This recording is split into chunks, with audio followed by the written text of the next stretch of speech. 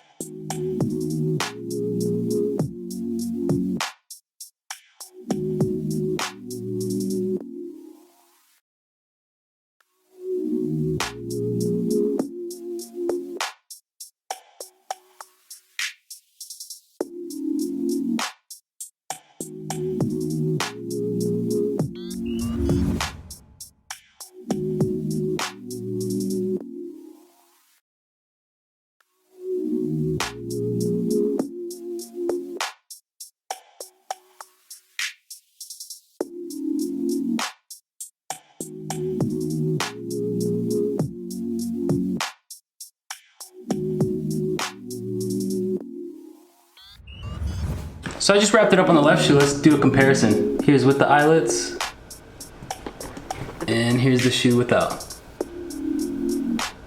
Both using the Foxtrot uniform shoelaces. But there's with again, very subtle, but very cool detail. But yeah, I just wanted to hop on here and show you guys that modification. If you guys want more videos like this, please like and subscribe, and I'll see you guys in the next one. Take it easy.